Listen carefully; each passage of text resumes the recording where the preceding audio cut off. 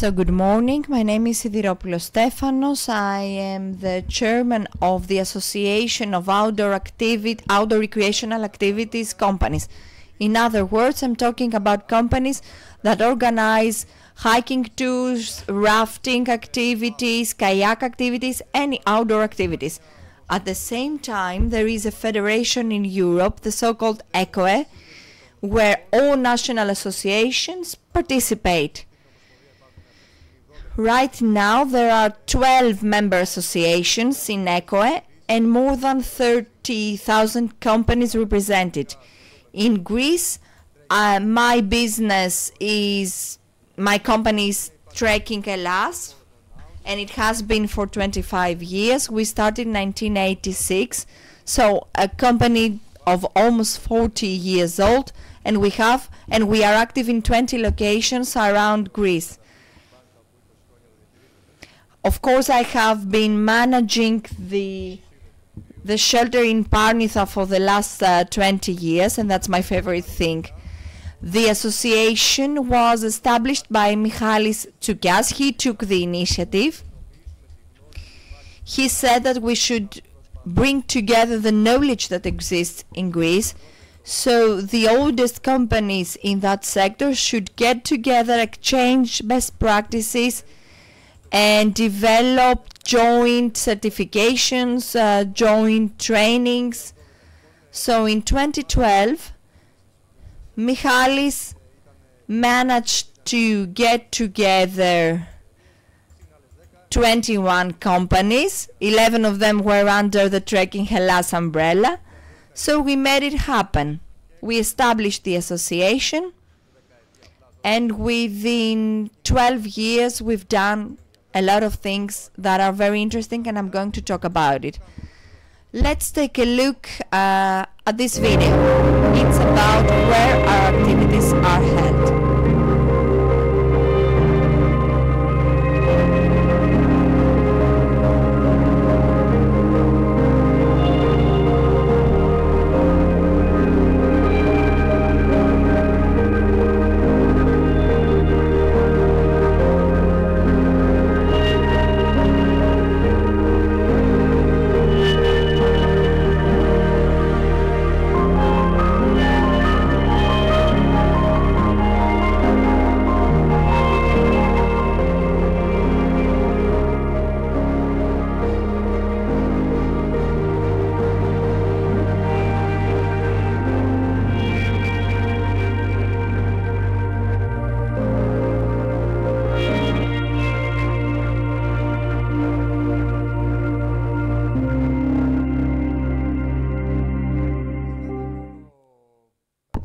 So Greece is full of mountains, rivers, seas. Possibly the image that our tourists get might be just sea and the islands, just the sea and the islands. Very few know that we have the most mountains in Europe, even more than Switzerland. We are a mountainous country for the most part of it. We do have more than 3,000 inhabited islands that can accommodate tourists. We use the natural environment. We are outdoors. We are active outdoors, and we can do a lot of things through these activities. And the reason why I am here is to share with you some things that have been happening. Let me conclude with the information on the association. Our effort has brought about fruits. I'm not 100% happy because things move so slowly, but we have achieved some things. We do have a NACE code. So if anyone on the island wants to engage in business activities related to outdoor activities, we have a NACE code 93.2. 93.1 is for indoor sports activities, and 93.2 is for outdoor activities. We also managed to make the distinction between outdoor sports activities and outdoors recreational activities. Sports activities have a different purpose. The aim is to get a medal, to get a record, performance, they have trainers, they have athletes, sports persons, while outdoor recreational activities aim at having fun, at get to know the nature, the locals, the products, have fun, enjoy ourselves and get some rest. We don't want necessarily to reach the summit or achieve a certain hiking route within a specific time. We don't have trainers, we have animators, and we don't have sports persons. We have clients that pay money to come to us.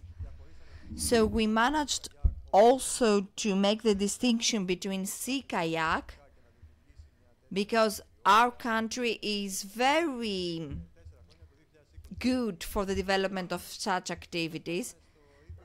Before 2020, we were in the same category as people who rent out sea kayaks, and we had to undergo a specific procedure with the Port Authority. There was a huge red tape around it, and we could only go 300 meters for the shore, because that's a law on sea recreational transport means for water sports. We don't do that. We escort people to, for example, to go around the island using a sea kayak. It's a different activity.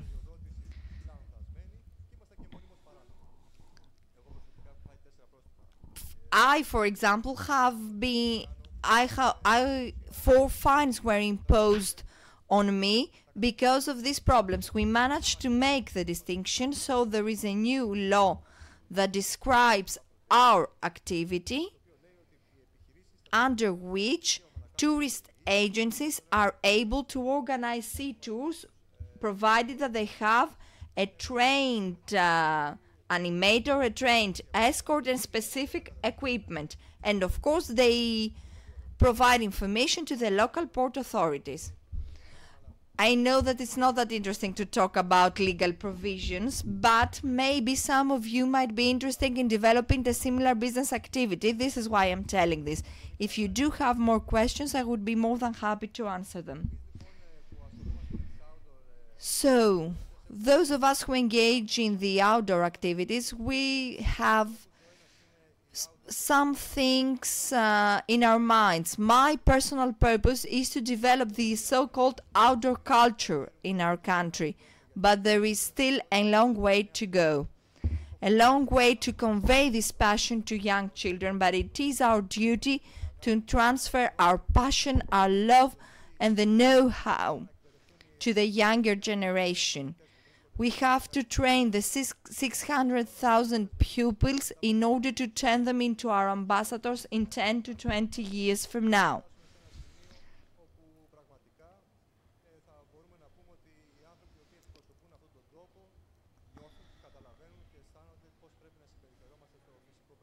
And hopefully, at some point, people will know how we should feel and act when in a natural environment, because it's not only about business and money, it's about an ethos that we develop through training.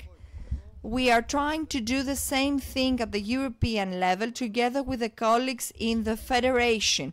We try to develop joint certifications. There are European programs. There is a process which describes the EQF level of escorts, which is level 4 or 5 for those that coordinate escorts.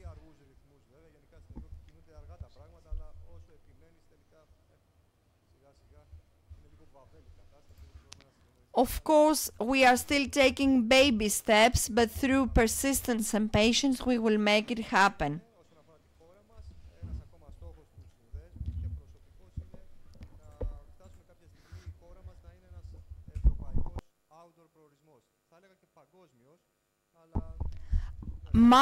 Our purpose is to turn our country a major European destination for outdoor activities. We would like tourists, guests, call them whatever you like, they come to us in order to engage in outdoor activities. Recently, I took a trip to Costa Rica, and it was more than obvious. It was not Switzerland, it was not Belgium, it was not France, it was Costa Rica.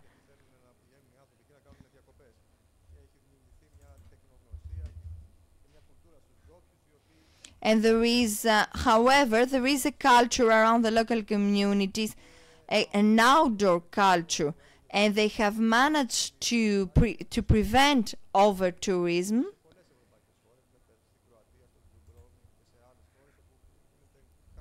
And it's not only our country that suffers from over-tourism. There are other countries as well in Europe, such as Croatia, in Dubrovnik, in Greece, in Santorini, Mykonos, Crete, Corfu.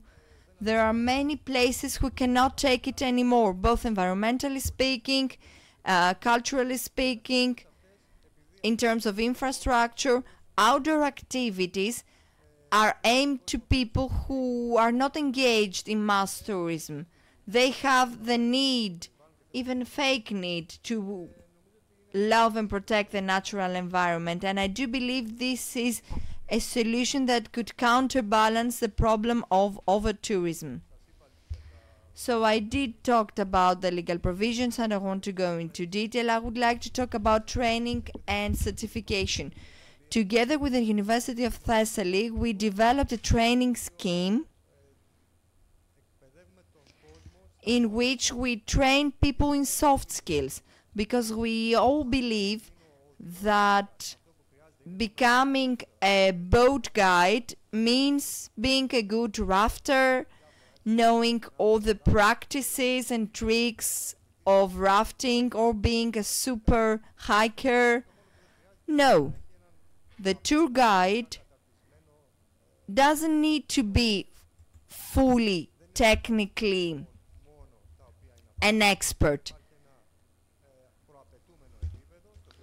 Of course, they need to have such knowledge, but what is most essential is soft skills, in order to be able to allow people to have fun with him, meaning they should be nice, kind, they should be good communicators, they should be able to handle incidents and emergencies, they should have knowledge and experience to make people feel safe and have fun and write a good review, come back, recommend the tour to somebody else, etc. We've completed 4 rounds of certifications. About 300 to 400 people have been certified, people that already work in this sector. The certification scheme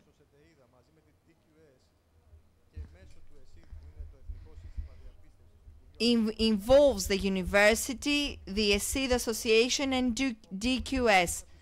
So somebody can be a professional guide. So they can prove it with a certificate.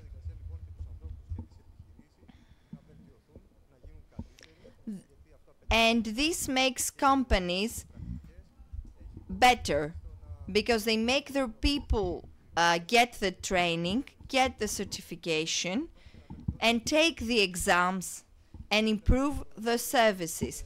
This photo comes from the first training seminar at the shelter in Parnitha.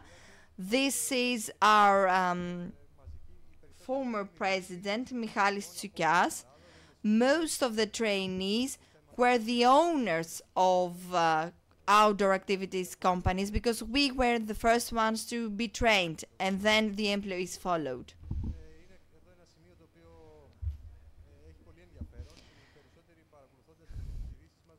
Most people believe that we are businesses that make a lot of money. It's more than obvious that's not true. It's an activity, a labor-intensive activity, not a capital-intensive activity. We have to carry the boats, we have to wash the equipment, the uniforms. We have to visit the field in order to see what the risks are. We have to remove waste, garbage in order to clean the field. So there are a lot of things that need to be done in order for the groups that come to us to have fun. And you have to be passionate about it. You have to really love it in order to make it happen. If you're thinking about going into the outdoor activities business in order to make money, no, you won't make it. But this type of business, if you truly love it, it empowers you. It gives you thirst for life. You have fun at your work. Practically, we've turned our passion into our profession and we are having fun. That's not completely true, because once you have to think about the accounting issues, the tax issues, okay, the beauty and the magic is not, gets a little bit lost, but anyway, it's very interesting. It's really nice to be outdoors, having fun, engaging in activities, and offering moments of happiness to everyone.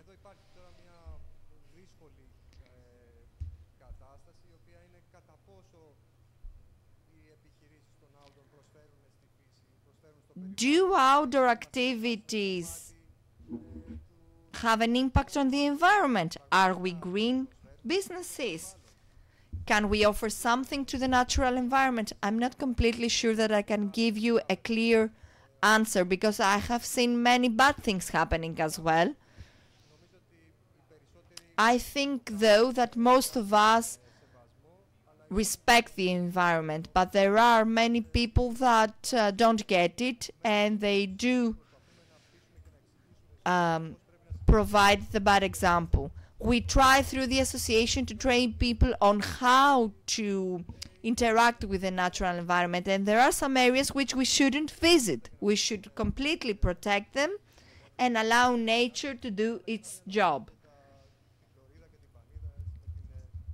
And we shouldn't annoy and, for example, the animals in the area. However, it is a way to go away from the urban pollution, and I do believe that through our activities we've managed to explain and persuade a lot of people on how we should hike, on how we should walk, how to swim, where to hike, how to respect the environment. By hiking, bicycling and rowing, at least we don't pollute. There are no CO2 emissions coming from our business activity. Of course, let's not kid ourselves. There is also an airplane that transports tourists to our country, which pollutes the environment.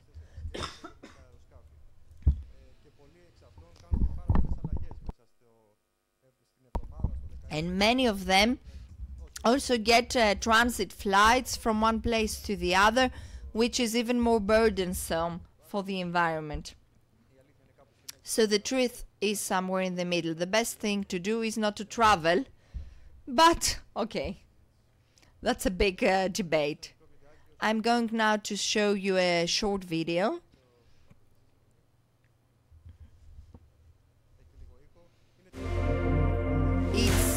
What we do in order to train children, young people, through school excursions. More than 30,000 children have participated in these trainings.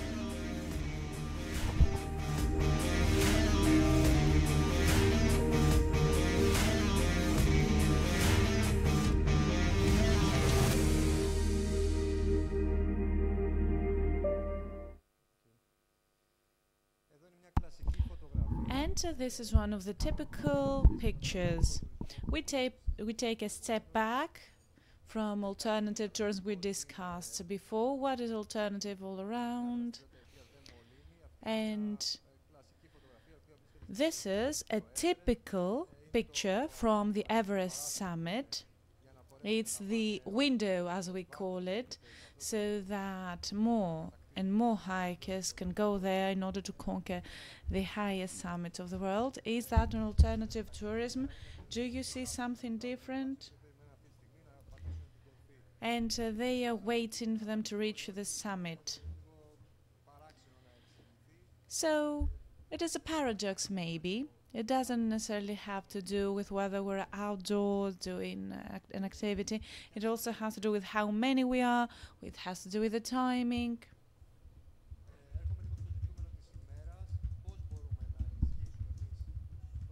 How can we strengthen all those places? How can we leave our own mark and footprint in order to make that sustainable, in order to promote it, in order to preserve it, and attract more and more people, draw more and more resources? 5 minutes to go. Okay, thank you, sir. And there are ways to go. Extending the season is the most important of all. And we know it's highly likely that this might happen. Maybe we could start extending the season by launching it earlier, early March, and ending it later, late October, early November. We know that temperature has risen. And olive harvesting is the best opportunity in order to enjoy, is the best thing in order to enjoy this activity as well. That's a picture from Castellorizo. And I've also added this picture to show you that outdoor is not about harsh activities undertaken only by super fit people or athletes. Anyone can participate, because for us what matters is to highlight our culture, our archaeology background, the local lifestyle. We want those tourists, to mingle with the local population in order to showcase another aspect of Greece. That's what we do, and that's why we visit remote areas and villages. And in order for all those things to happen, we also need to involve the local authorities.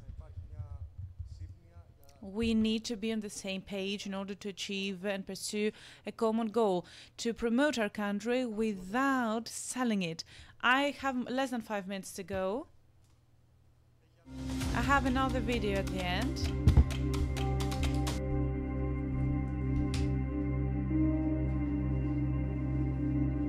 Can't we watch the video?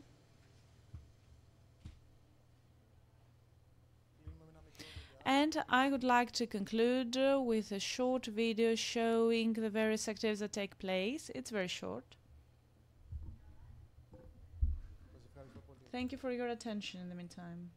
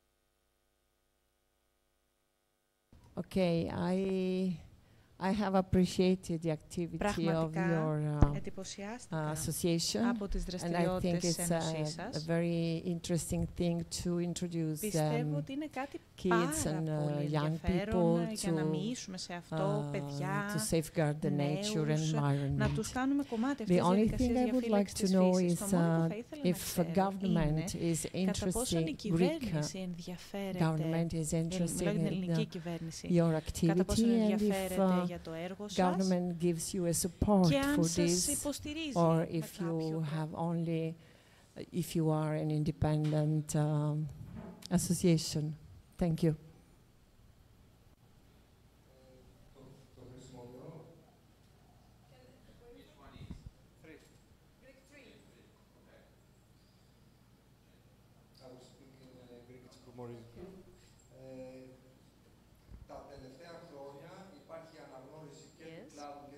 We see that our sector and activity has been recognized by the state, so they invite us to the ministry in order to ask questions about what we do in our activities and operations. Things have improved substantially. We have submitted a bill, a draft proposal, let's call it, where we describe our sector and propose solutions in order to create the institutional legal framework. We are waiting for the consultation process.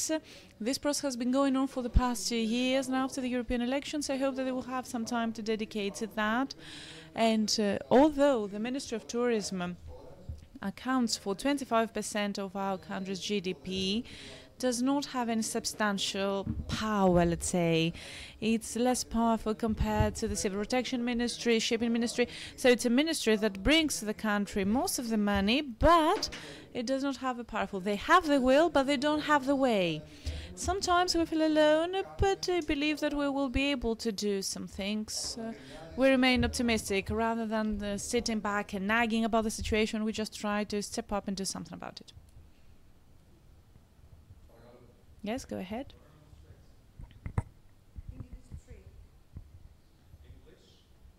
English is fine. No, English is fine. Actually, and you can answer in Greek.